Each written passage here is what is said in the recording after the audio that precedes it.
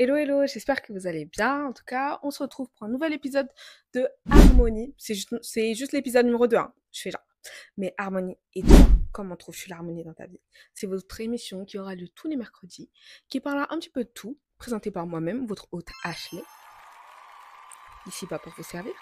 Et je voulais parler vraiment d'un sujet qui me semble important, c'était de faire face à des situations difficiles, voire traumatisantes. Et pas comment faire face à ça, mais on va un peu débattre par rapport à tout ça.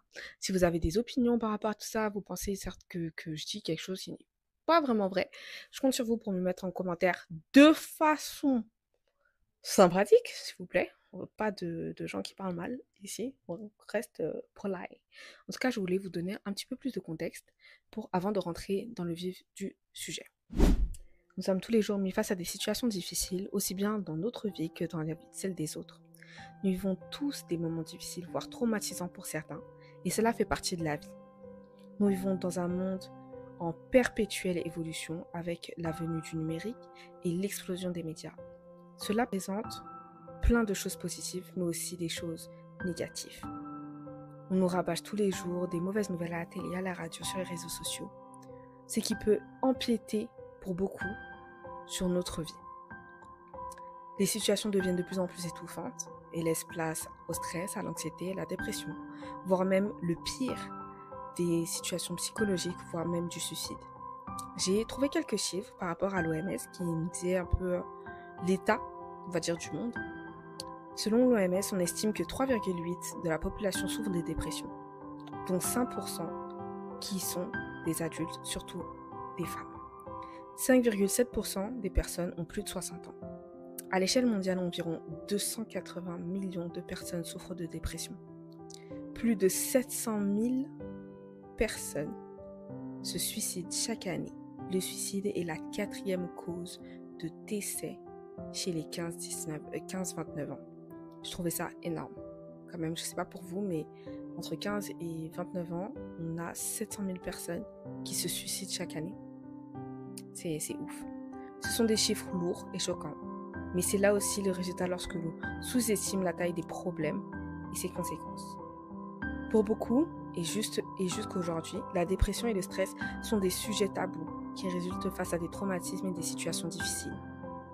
Je voulais vous parler de ce sujet avec vous car je pense que c'est important aussi bien pour moi que pour vous qu'on puisse en parler, qu'on puisse un peu être sensibilisé par rapport à ça. On vit tous des situations difficiles, des situations traumatisantes, mais on ne les traite pas de la même façon. Je tiens à dire tout d'abord que je ne suis pas une professionnelle de la santé, je ne suis pas psychologue, je suis ni coach de vie, je suis juste une personne qui partage son avis, son expérience, et c'est bien sûr propre à moi et quelques personnes de mon entourage, parce que on parle tous avec nos amis, nos familles, etc., qui ont aussi vécu des choses traumatisantes ou difficiles, et donc ça peut te toucher comme ça peut ne pas te toucher, mais je compte sur toi pour me dire ce que tu en penses par rapport à tout ce que je vais te dire. Tout d'abord, je voulais voir avec vous les différences entre traumatisme et situation difficile. Souvent, en fait, on fait le lien entre les deux, mais les deux peuvent être liés comme les deux peuvent être séparés. On peut vivre une situation difficile qui nous mène vers un traumatisme, et on peut vivre un traumatisme qui nous mène vers ces situations difficiles. Un traumatisme, c'est un choc émotionnel, ça vient d'un coup, ça veut dire que c'est d'un coup. Désolée de dire ça comme ça, mais quelqu'un qui, par exemple, s'est fait violer, c'est un choc.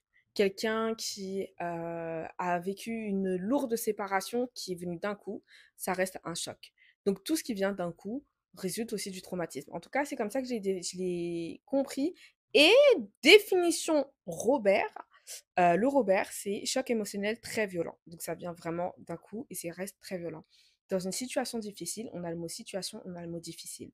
Situation, c'est ensemble des événements, des circonstances, des relations concrètes au milieu desquelles se trouve quelqu'un ou quelque chose.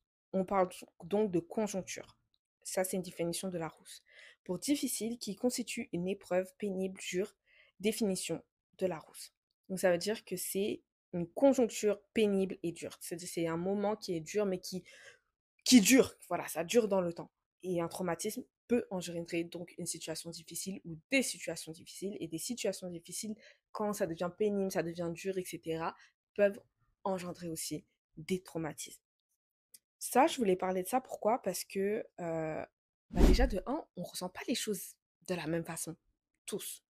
On ressent tous les choses différemment par rapport à nos caractères, par rapport à nos personnalités, par rapport à notre vécu, tout simplement, par rapport à notre culture, par rapport à trop de choses. Il y a trop de paramètres à prendre en compte. C'est-à-dire que moi, je peux vivre quelque chose qui va me faire mal, mais toi qui regardes la vidéo, tu peux le vivre autrement. Et tu peux aussi le traiter différemment. C'est pour ça qu'on ne traite pas nos émotions de la même façon et qu'on ne vit pas les choses de la même façon. On interprète aussi les choses différemment, mais ça, c'est encore un autre sujet. Face aux situations difficiles et traumatisantes, on a plein d'émotions différentes. On peut avoir des premières émotions qui sont assez, on va dire, négatives, qui sont la colère, la tristesse, la peur, culpabilité, la honte, l'anxiété, le dégoût, le désespoir. Je voulais vraiment faire un trait sur le désespoir parce que le désespoir, c'est-à-dire que dans ta tête, il n'y a plus aucune issue. Il n'y a plus aucune solution.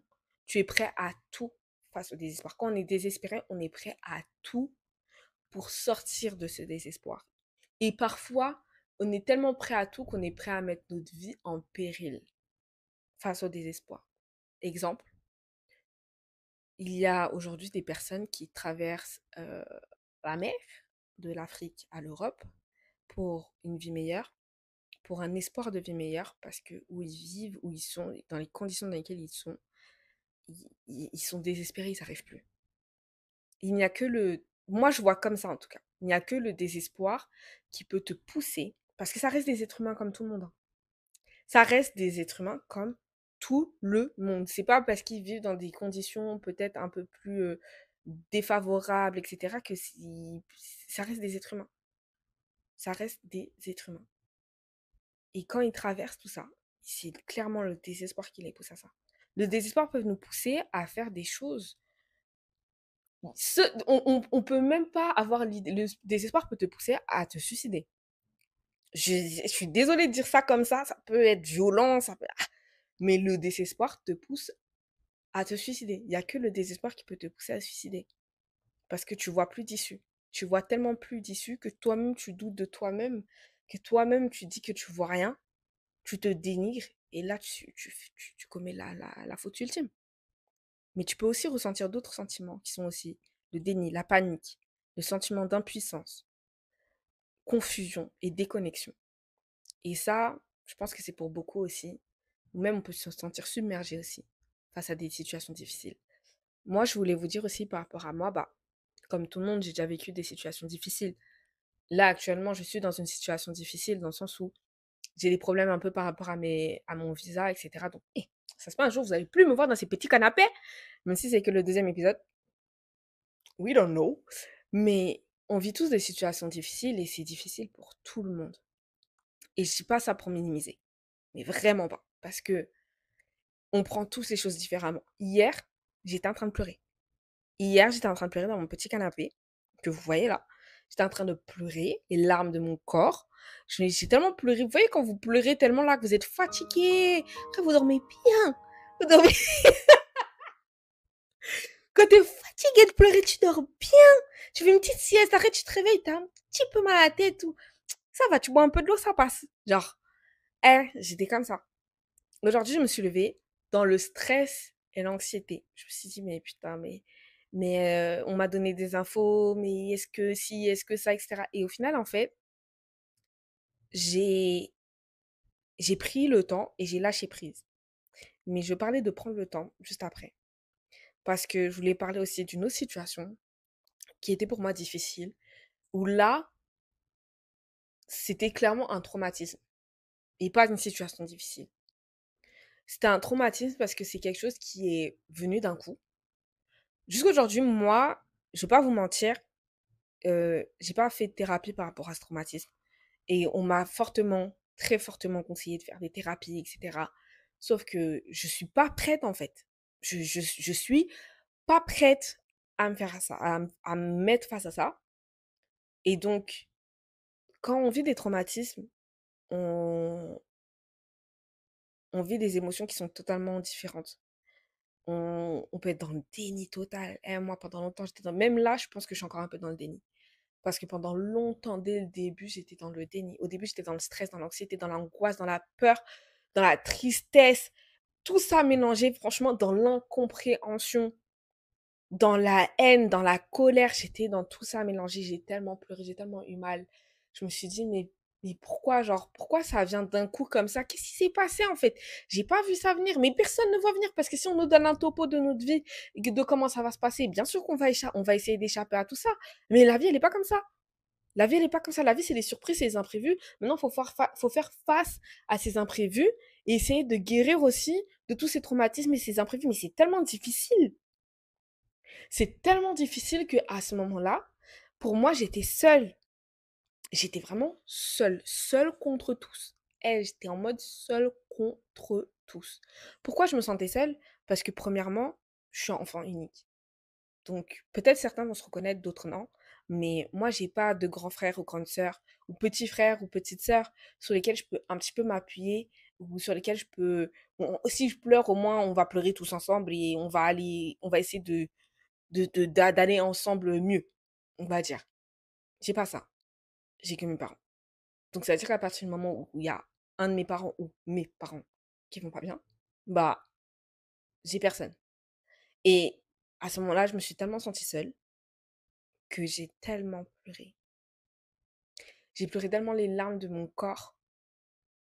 Et s'il y a des gens de ma famille qui regardent cette vidéo, désolé, hein, mais c'était clairement comment j'étais. Parce que je suis une personne, genre, je dis pas souvent mes émotions. Même dans ma famille ou autre, je dis pas mes émotions. Pourquoi?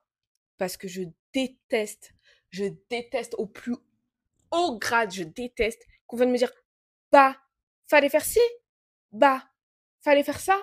Comme si tout était une évidence. Alors qu'il n'y a rien qui est une évidence, en fait. Il n'y a rien qui est une évidence. Si tu me dis, bah, fais ci, et je te dis, non, je le fais pas parce que ça. Ouais, mais c'est toi. Bah, non, en fait. Je t'ai déjà dit que je le fais pas pour certaines raisons. Je veux pas faire ce que toi, tu me dis de faire parce que toi, tu as décidé que je devais faire ça. Et quand tu confonds les gens et tu leur dis ça, et bah, les gens se braquent. Ah, c'est de sa faute, c'est elle, c'est elle. Mais quand ces gens-là, moi, c'est cette partie-là, là, qui me chauffe. Parce que c'est quand ces gens-là ont des problèmes, va leur dire aussi, bah fais ci, bah fais ça. Eux-mêmes, ils vont sentir, ils vont se braquer. Mais ils n'ont pas conscience à quel point c'est, c'est pas ça, forcément, aider une personne, en fait.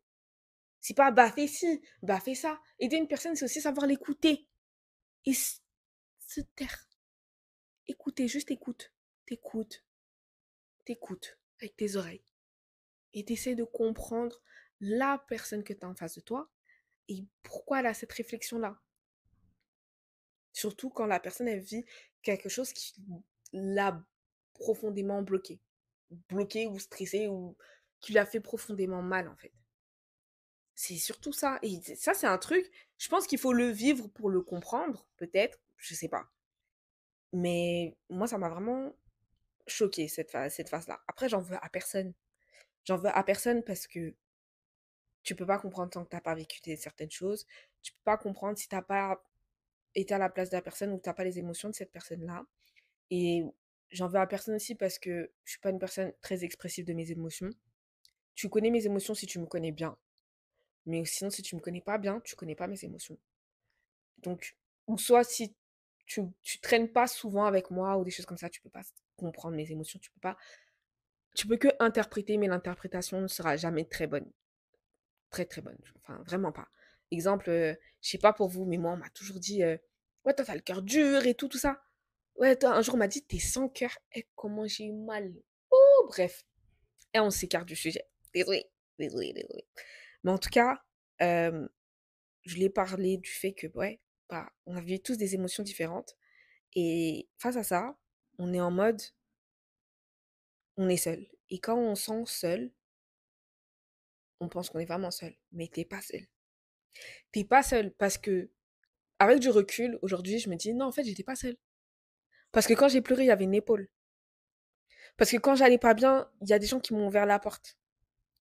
Que j'ai dormi chez eux. Des gens de ma famille, des gens de mon entourage, peu importe. Il y a des gens qui ont essayé de prendre mes nouvelles, de savoir comment j'allais. Qu'ils ont seulement écouté. Qu'ils ont pris le temps d'écouter. Et tous ces gens-là, c'est des gens que je remercie. Parce que c'est eux tous qui m'ont fait sentir moins seule. Il y a aussi le fait que des fois on se sent seul parce que on se renferme sur nous-mêmes en fait, tout simplement. La situation est tellement difficile pour nous, tellement, tellement lourde qu'on se renferme sur nous-mêmes et qu'on est en mode personne peut nous comprendre.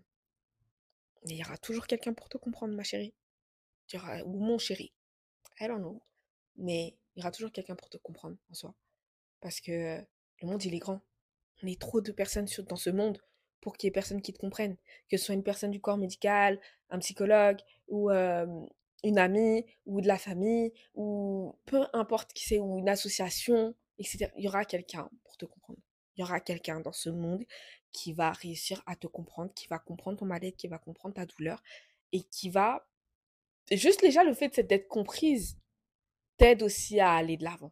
Juste le fait d'être comprise, vraiment de sentir qu'on est compris, pas juste quelqu'un qui dit oui, oui, oui. Sentir qu'on est compris, t'aide aussi à aller de l'avant et à prendre des décisions et faire des choses. Et face à ça, parfois on oublie, mais on veut aller trop vite en fait. Ça, c'est un autre point. Face à des situations difficiles, des traumatismes, etc., on veut aller vite. On veut aller archi vite et on veut courir. Mais en fait, on oublie certaines choses. C'est que oui, le monde va vite. Du moins, on a cette impression-là. Parce que le temps, c'est la seule chose qu'on ne peut pas acheter. C'est la seule chose qu'on ne peut pas contrôler. C'est la seule chose où nous, êtres humains, on nous a toujours dit qu'il fallait un peu courir contre le temps. Voilà, t'as 1 an pour faire ci. Et en plus, on le voit grave dans les challenges maintenant sur Internet. 3 mois pour changer sa vie. 6 mois pour devenir millionnaire. 5 mois pour devenir je sais pas quoi. Bref, maintenant, tout le monde court un peu contre le temps. Tout le monde 6 mois pour glow up et tout. Et je sais pas si vous avez ce genre de vidéo, mais je trouve que c'est tellement faux. Je sais même pas.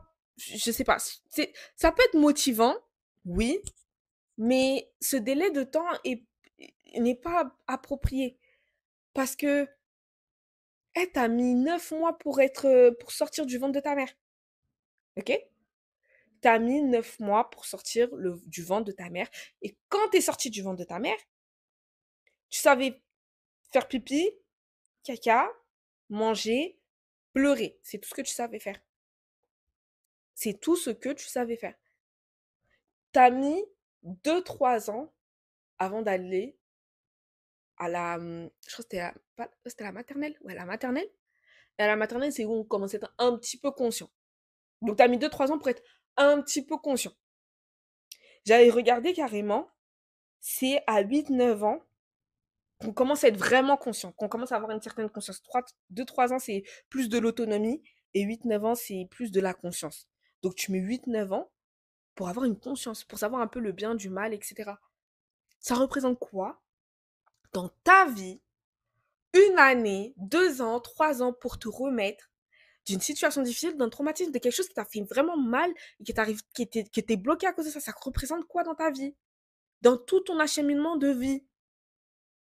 On voit ça comme une perte de temps, souvent, parce qu'on se dit, ouais, je veux pas traiter ça parce que c'est une perte de temps, etc. Nanana. Ou non, ça va aller, on est dans le déni. On avance, ça va aller, non, ça va aller. Mais ça représente quoi? Quelques années, quelques temps de ta vie pour te remettre de quelque chose qui ne va pas.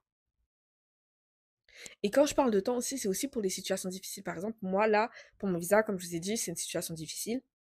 Ce qui m'a permis de me sentir mieux, c'est que, un, je me suis pris du temps, en fait. J'ai pris le temps pour moi de respirer, de remettre les idées à zéro, de relativiser face à la situation, de me dire que il y a une solution quelque part, mais il faut que tu la prennes dans le calme et la tranquillité.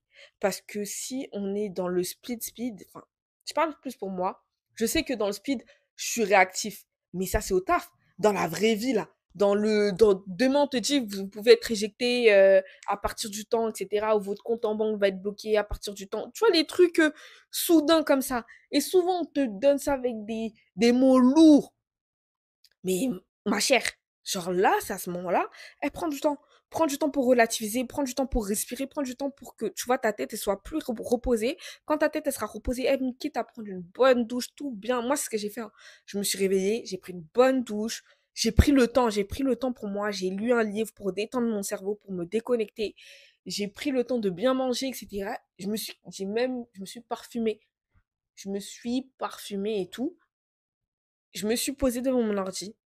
J'ai pris conscience de où j'en étais, de tout ce que j'avais fait, etc., etc. Et à partir de là, je me suis organisée pour faire les choses correctement, pour que ça puisse se décanter. Et si ça se décante, tant mieux. Et de toute façon, on travaille pour.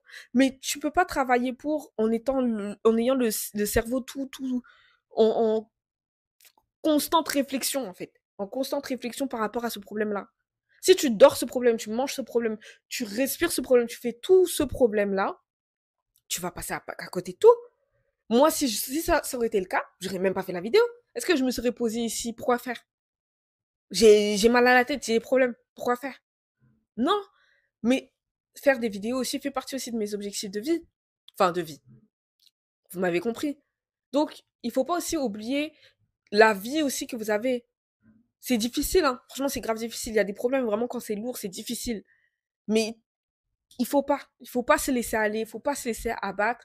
Il faut continuer quand même un certain quotidien parce que c'est quand vous vous laissez tomber, un jour vous allez vous réveiller, chez vous c'est le bordel, vous ressemblez à rien, à ce que vous ressemblez avant et remonter tout ça sera encore plus difficile. C'est vraiment difficile de remonter de quand t'es là, tu tombes ici et tu dois remonter déjà jusqu'au point où t'étais de base. C'est extrêmement difficile et ça fait tellement mal que je le souhaite à personne. Vraiment, je le souhaite à personne. Et il y a plein de cas comme ça, il y a plein de gens comme ça, et je le souhaite à personne. Quand vous êtes là, qu'il y a une situation difficile, même si vous descendez un peu, mais en tout cas, au moins, vous pouvez toujours reprendre. Je sais pas si c'est compréhensible ce que je vous dis. Mais en tout cas, prenez aussi le temps pour vous, mais ne vous laissez pas aller. C'est ça, en fait, le topo de ce que je vais dire. Je sais pas si ce que je dis est un peu structuré, mais en tout cas, dites-moi ce que vous en pensez par rapport à tout ça. Et donc, je vous mettrai les liens de source de ce que j'ai trouvé dans la barre d'infos juste en dessous. En tout cas, j'espère que vous avez apprécié cette vidéo, qu'il n'y a pas eu trop de nuisances sonores. J'espère bien. En tout cas, c'était une vidéo un peu différente, un peu de sensibilisation, de parler de situations difficiles, etc. N'oubliez pas que vous n'êtes pas seul face à des situations difficiles. N'oubliez pas que face à une situation difficile, à des traumatismes, je vous promets que vous allez trouver des solutions. Traumatisme, c'est un peu plus compliqué. On peut pas ne oublier la chose, mais on peut continuer à vivre sans que ça pèse trop dans nos vies, ou du moins essayer, faire au maximum que. Donc en tout cas, je vous souhaite une belle journée ou soirée et je vous fais plein de bisous et je vous dis ciao au prochain épisode. Bisous!